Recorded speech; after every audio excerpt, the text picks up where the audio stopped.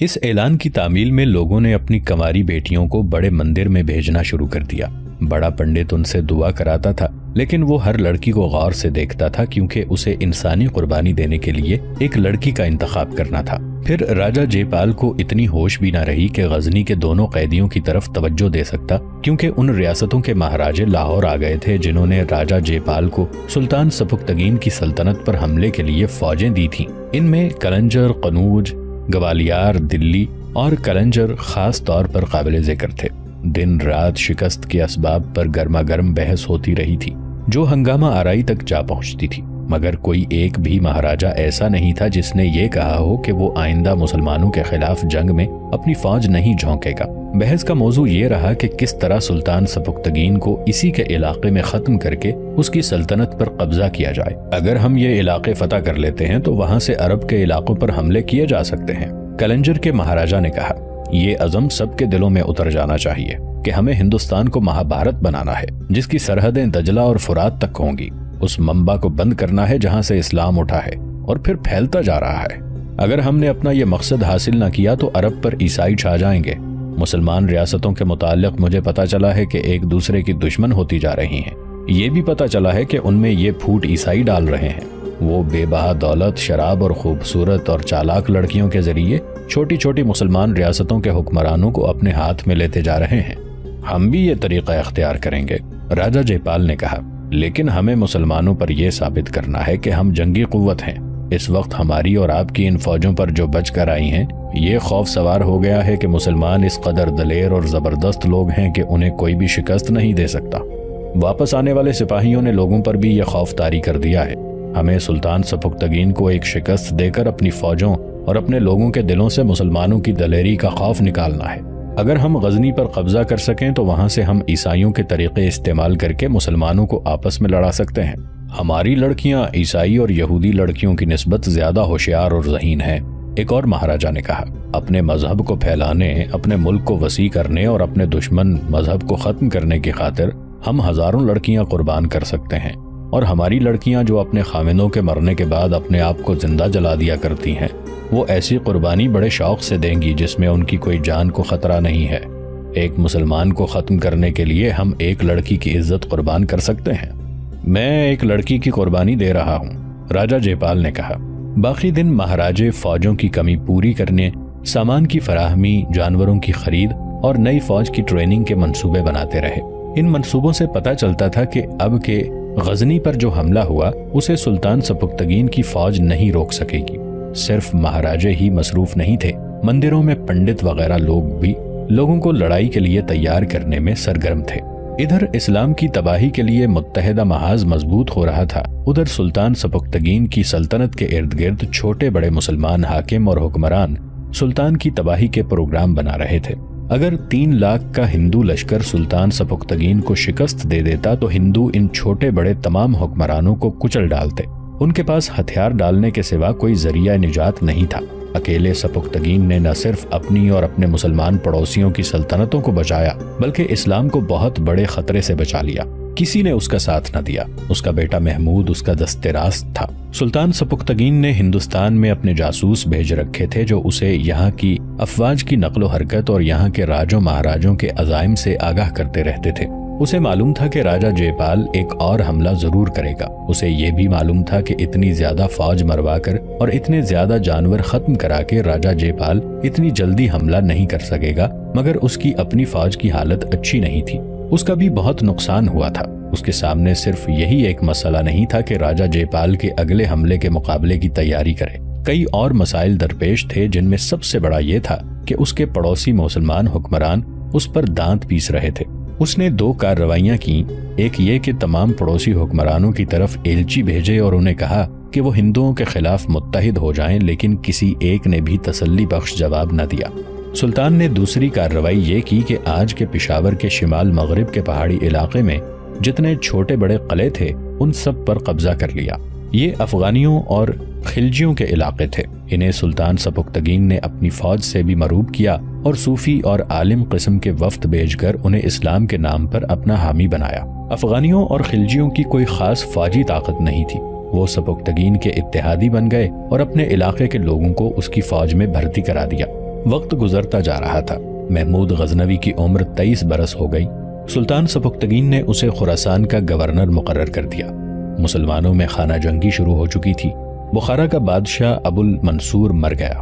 اس کے بیٹے نوح کو اس کا جانشین مقرر کیا گیا۔ فائق نام کے ایک حاکم نے نوح کے خلاف بغاوت کر دی۔ فوج نے سلطان سبکتگین کی مدد مانگی۔ سبکتگین خود اسے ملنے گیا اور مدد دی۔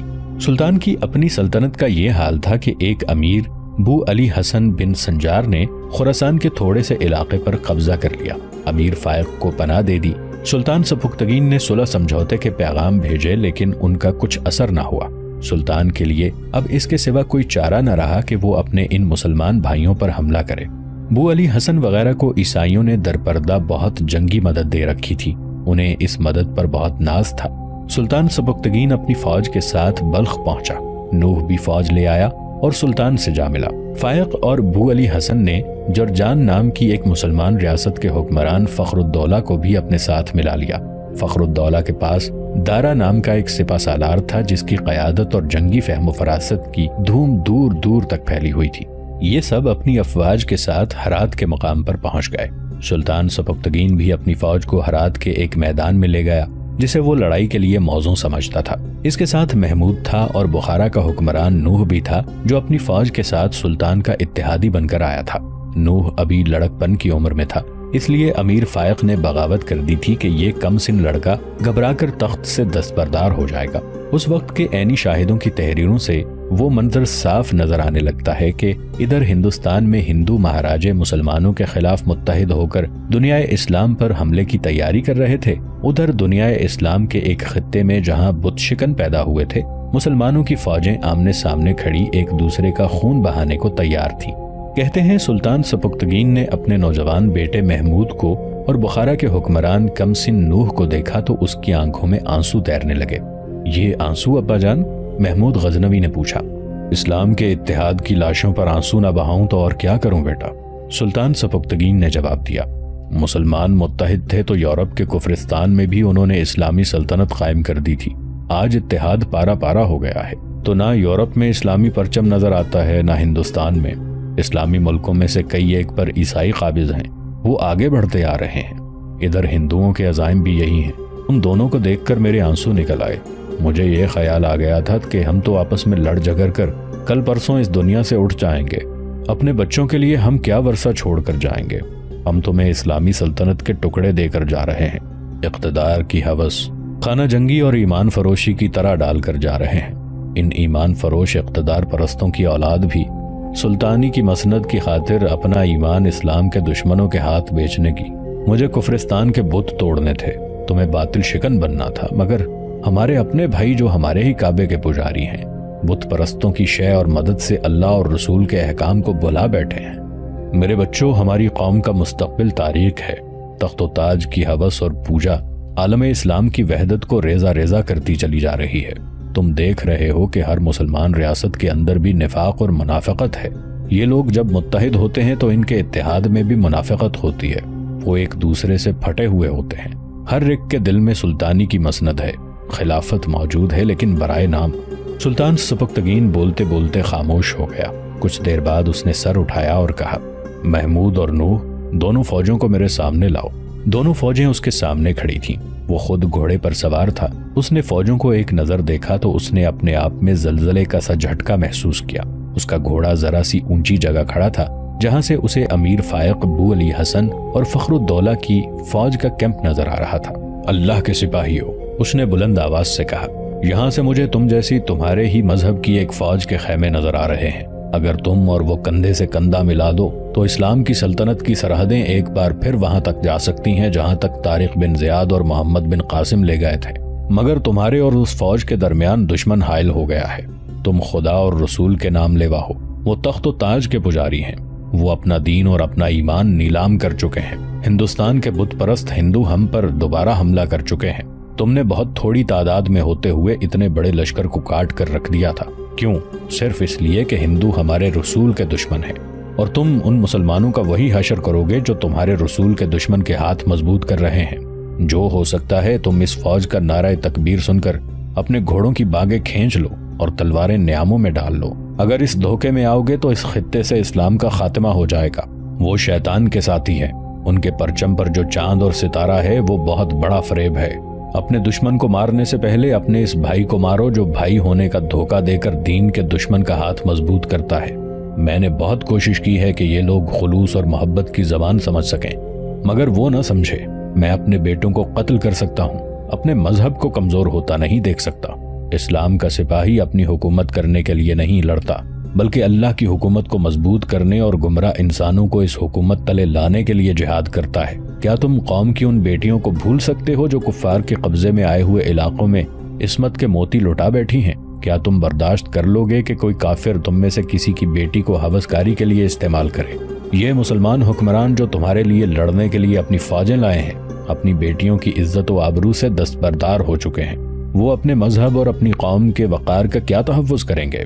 سلطان سبکتگین کی آواز میں جوش اور جذبات کا لرزہ پیدا ہوتا چلا جا رہا تھا، اور اس کے اثر سے اس کی اور نوح کی فوج میں بے چینی بڑھتی جا رہی تھی۔ سلطان کا ایک ایک لفظ عسکریوں کے دلوں میں اترتا جا رہا تھا، جوش و خروش بڑھتا جا رہا تھا، مگر سلطان سبکتگین کو اس سے ذرہ بھر خوشی نہ ہوئی۔ اسی روز اس نے اپنی فوج کو جنگ کی ترتیب میں کھڑا کر دیا، خود قلب میں رہا۔ اس نے محمود اور نوح کو بھی اپنے ساتھ رکھا۔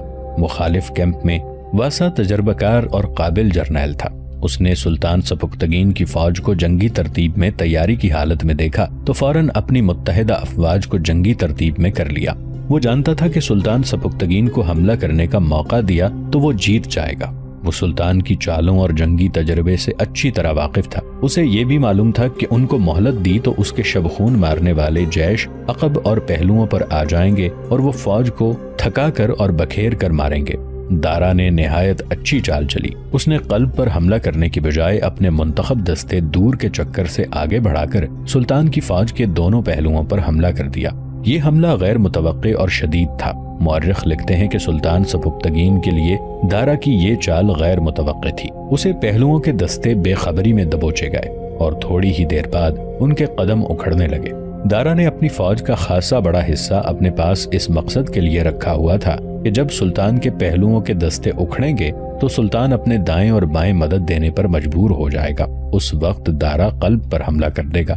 سلطان سبکتگین کے لیے بالکل یہی صورتحال پیدا ہو گئی۔ شکست صاف نظر آنے لگی۔ اس نے پہلوؤں کو قائم رکھنے کے لیے اپنے ریزرو ٹروپس سے کمک بھیجی تو قلب کمزور ہو گیا۔ وہ دارا کی چال سمجھ گیا لیکن بے بس ہو گیا۔ اس کے دونوں پہلو کٹ رہے تھے۔ وہ سامنے کے حملے کے لیے تیار ہو گیا۔ اس نے محمود اور نوح سے کہا، میرے بیٹو، آج ہمیں زندگی کا آخری مارکا لڑنا ہے۔ میدان دشمن کے ہاتھ میں آ گیا ہے۔ اس دور کا مشہور مورخ محمد قاسم فرشتہ لکھتا ہے کہ عین اس وقت جب سلطان سبکتگین کو اپنی شکست سامنے نظر آ رہی تھی، ایک گھوڑا گرد اڑاتا اور بہت تیز رفتار سے دوڑتا اس کی طرف آ رہا تھا۔ یہ سوار دشمن کی صفوں سے آیا تھا۔ وہ گرد سے نکلا تو دیکھا کہ اس کی تلوار نیام میں تھی اور اس نے اپنی ڈھال اپنی پیٹھ پر ڈال رکھی تھی، جس کا مطلب یہ تھا کہ وہ لڑنے کے لیے نہیں، دوستی کا پیغام لے کر آیا ہے۔ اس کے پیچھے دشمن کی فوج کے بہت سے دستے تھے۔ وہ جب سلطان سبکتگین کے سامنے آیا تو سب دیکھ کر حیران رہ گئے کہ وہ دشمن کا کوئی عام ایلچی یا قاصد نہیں تھا، وہ دشمن کا قابل جرنیل دارا تھا۔ وہ گھوڑے سے اترا، اس نے اپنی تلوار اور ڈھال سبکتگین کے آگے پھینک دی۔ سلطان، دارا نے کہا، میں اسلام کے دشمنوں کے خلاف لڑتا رہا ہوں، میں اپنے بھائیوں کے خلاف نہیں لڑ سکتا۔ میں اپنے محفوظہ کے دستے ساتھ لایا ہوں۔ میں جن کا سپہ سالار ہوں وہ بادشاہی کے لالچی ہیں۔ میں نے ساری عمر کے جہاد کا جو ثواب کمایا تھا وہ میں ضائع نہیں کروں گا۔ مجھے خدا کے حضور سرخرو ہونے کا موقع دیں۔ اس نے ان دستوں کو جو اس کے ساتھ آئے تھے حکم دیا کہ پیچھے مڑیں اور میر فائق وغیرہ کی فوج پر حملہ کر دیں۔ اس نے اس حملے کی قیادت خود کی۔ سلطان سبکتگین نے اپنے تمام ریزرو ٹروپس یعنی محفوظہ کو 2 حصوں میں تقسیم کر کے پہلوؤں کو کمک دے دی۔ ایک کی قیادت محمود کے پاس تھی۔ نوح کو سلطان نے اپنے ساتھ رکھا کیونکہ وہ کم سن اور ناتجربہ کار تھا۔ گناہگار کے حوصلے جلدی پست ہو جایا کرتے ہیں۔ فائق اور بو علی حسن اپنی فوجوں کو سلطان اور دارا کے رحم و کرم پر چھوڑ کر بھاگ گئے۔ ان کی کچھ فوج بھی بھاگ کر ان کے پیچھے پیچھے چلی گئی۔ انہوں نے جرجان میں جا کر دم لیا، جہاں کے حکمران فخر الدولہ نے انہیں پناہ دے دی۔ سپہ سالار دارا کے سینے میں ایمان کا شعلہ کچھ ایسا بھڑکا تھا کہ وہ جرجان تک ان غداروں کا تعاقب کرنے پر زور دے رہا تھا۔ لیکن سلطان سبکتگین نے اسے یہ کہا کہ وہ خانہ جنگی کو طول نہیں دینا چاہتا، اس کی بجائے وہ انہیں دوستی اور اتحاد کا پیغام دینا چاہتا تھا۔ محمود غزنوی دارا کا ہم نوا تھا، اس کا نوجوان خون اسے انتقام لیے بغیر چین نہیں دینے دے رہا تھا۔ سلطان سبکتگین نے اپنی فوجوں کو سمیٹا اور غزنی کو کوچ کر گیا۔ محمود غزنوی تھوڑی سی فوج کے ساتھ نیشاپور چلا گیا۔ گورنر کی حیثیت سے اسے وہیں رہنا تھا۔ نوح اپنے ملک بخارا کو روانہ ہو گیا۔ دارا سلطان کے ساتھ تھا۔ محمود غزنوی نیشاپور پہنچا ہی تھا کہ فوجی قاصد گھبرا کر دوڑے چلے آئے۔ انہوں نے بتایا کہ بو علی حسن اور امیر فائق کی فوجوں نے حملہ کر دیا ہے۔ فخرالدولہ نے انہیں تازہ دم فوج دے دی تھی۔ وہ سلطان سبکتگین کی فوج کی نقل و حرکت دیکھتے رہے تھے۔ انہوں نے دیکھا کہ سلطان سبکتگین اور دارا فوج کا زیادہ تر حصہ اپنے ساتھ لے گئے ہیں اور محمود تھوڑی سی فوج کے ساتھ نیشاپور میں اکیلا رہ گیا ہے، تو انہوں نے نیشاپور پر حملہ کر دیا۔ محمود غزنوی نے انہی قاصدوں کو سلطان سبکتگین کے پیچھے دوڑا دیا اور خود فوج کی کمان لے کر مقابلے کے لیے بڑھا، مگر دشمن میدان پر چھا چکا تھا۔ محمود کی پوزیشن اتنی کمزور تھی کہ وہ گھیرے میں آ گیا۔ اس کی فوج بہت تھوڑی بھی تھی اور ہرات کی لڑائی کے فوراً بعد بڑی لمبی مسافت طے کر کے آئی تھی۔ محمود اسے بروقت لڑائی کی ترتیب اور تنظیم میں لا ہی نہ سکا۔ اس کا نتیجہ یہ ہوا کہ محمود کو پسپا ہونا پڑا۔ وہاں تو پسپائی بھی ناممکن نظر آ رہی تھی۔ انجام یہی نظر آ رہا تھا کہ محمود پکڑا جائے گا اور اس کی فوج بھی جنگی قیدی ہو جائے گی یا ماری جائے گی۔ دونوں قاصدوں کے گھوڑے غزنی کی طرف اڑے جا رہے تھے۔ محمود غزنوی کی قسمت خدا کے بعد ان قاصدوں کے ہاتھ تھی۔ سفر لمبا تھا۔ مورخ لکھتے ہیں کہ دوسرے دن جب بو علی حسن اور امیر فائق نے اپنے عقب میں گرد کے بادل اٹھتے دیکھے تو وہ بہت خوش ہوئے کہ فخرالدولہ نے کمک بھیجی ہے اور اب وہ نیشاپور کو ترنے والے کی طرح نگل جائیں گے۔ مگر گرد سے جو فوج نکلی وہ سلطان سبکتگین کی تھی۔ انہیں یقین نہیں آ رہا تھا کہ سلطان اتنی جلدی آ جائے گا۔ سلطان کے ساتھ دارا تھا۔ دونوں نے بو علی حسن اور امیر فائق کی فوج کو گھیرے میں لینے کے لیے اپنی فوج پہلوؤں پر پھیلا دی۔ دونوں باغیوں نے دیکھا کہ پسپائی کے راستے بند ہو چکے ہیں تو انہوں نے اپنی فوج کو سمیٹ کر سلطان سبکتگین کی فوج کے وسط میں آمنے سامنے کا حملہ کر دیا۔ محمود غزنوی جو پسپائی کی حالت میں تھا پیچھے مڑا۔ مشہور مورخ فرشتہ لکھتا ہے، محمود نے سخت غصے میں آئے ہوئے شیر کی طرح غداروں کی فوج پر حلہ بول دیا۔ اس کی حالت پاگلوں کی سی تھی۔ بو علی حسن اور امیر فائق کی فوج کچلی گئی، مگر ان دونوں غداروں کا کوئی پتہ نہ چل سکا کہ کدھر نکل گئے ہیں۔ فتح مکمل تھی۔ سانپ کا سر کچل دیا گیا تھا۔ ادھر لاہور میں ہندو راجے مہاراجے غزنی، بلخ، بخارا اور خراسان وغیرہ پر حملہ اور قبضہ کرنے کے لیے متحدہ فوج تیار کرنے میں دن رات مصروف تھے۔ ان تیاریوں میں پوری ہندو قوم شامل تھی۔ مرد اور عورتیں سخت مشقت کر کے سرکاری خزانہ بھرنے میں لگی ہوئی تھیں۔ راجوں مہاراجوں نے اپنے اختلافات اور عداوتیں ختم کر ڈالی تھیں۔ مندروں میں لوگوں کے دماغوں میں یہ جنون پیدا کیا جا رہا تھا کہ ہندو مت کو اسلام سے محفوظ کرنے کے لیے اسلامی ملکوں پر قبضہ کرنا مذہبی فریضہ ہے۔ ادھر اسلامی ملکوں میں دو اسلامی فوجیں ایک دوسرے کا خون بہا رہی تھیں۔ اقتدار پرست اپنی ہوس کی خاطر اسلام کی عسکری قوت تباہ کرنے جا رہے تھے اور قوم کے بیٹے کٹ رہے تھے۔ پشاور، لاہور اور بھٹنڈا میں غزنی کے جو جاسوس تھے وہ غزنی کو صحیح اور بروقت اطلاعیں بھیجنے کے لیے موت کے ساتھ کھیل رہے تھے۔ ان کے جذبہ ایثار، شجاعت اور فرض شناسی کے مظاہروں کو خدا کے سوا دیکھنے والا کوئی نہ تھا۔ یہ گمنام جانباز تھے جنہوں نے اپنے اوپر پردہ ڈالے رکھنے کے لیے اپنے نام بھی بدل ڈالے تھے، مگر ان کے ملک کے دو چار ایمان فروش ان کے جہاد پر مٹی ڈال رہے تھے۔ سلطان سبکتگین ذرا سستانے کے لیے اور فوج کو آرام دینے اور نئی بھرتی کے لیے بلخ چلا گیا اور وہیں قیام کا فیصلہ کیا۔ تب اسے احساس ہوا کہ جس بیماری کو وہ دباتا رہا اور معمولی سمجھتا رہا ہے وہ جان لیوا روگ ہے۔ جنگ و جدل نے اسے اپنی صحت کی طرف دھیان دینے کی مہلت ہی نہیں دی تھی۔ طبیبوں نے اس کا علاج شروع کیا لیکن مرض بڑھتا گیا۔ اس نے غزنی چلے جانے کا ارادہ کیا اور روانہ ہو گیا، مگر وہ اس قدر کمزور ہو چکا تھا کہ ترموز بلخ سے تھوڑی ہی دور سے آگے جانے کے قابل نہ رہا، وہیں رک گیا۔ ترجمہ یمنی میں لکھا ہے کہ ایک روز نقاہت کی انتہا کے عالم میں سلطان نے شیخ ابو الفتح سے، جو اس کے پاس بیٹھا تھا، کہا، ہم بیماری سے صحت یاب ہونے کے لیے ہر جتن کرتے ہیں، صحت یاب بھی ہو جاتے ہیں، ریوڑ سمجھتے ہیں کہ موت نہیں آئے گی۔ مجھے بھیڑ کا خیال آتا ہے، اسے قصاب خرید کر لے جاتا ہے، کبھی کسی ریوڑ میں اسے چھوڑ دیتا ہے، کبھی اکیلے کہیں باندھ دیتا ہے۔ بھیڑ زندہ رہنے کی آس لگائے رکھتی ہے، مگر ایک روز قصاب اس کی گردن پر چھری پھیر دیتا ہے۔ ایسے ہی ہم کئی بار بستر علالت پر لیٹتے اور اٹھتے کھڑے ہوتے ہیں، اور ایک روز موت اچانک ہماری گردن دبوچ لیتی ہے اور ہمیں کچھ سوچنے اور کچھ کرنے کا موقع ہی نہیں ملتا۔ اس سے 40 روز بعد سلطان سبکتگین نے صرف یہ کہہ کر کہ محمود سے کہنا تجھے بت شکن بننا ہے، جان اللہ کے حوالے کر دی۔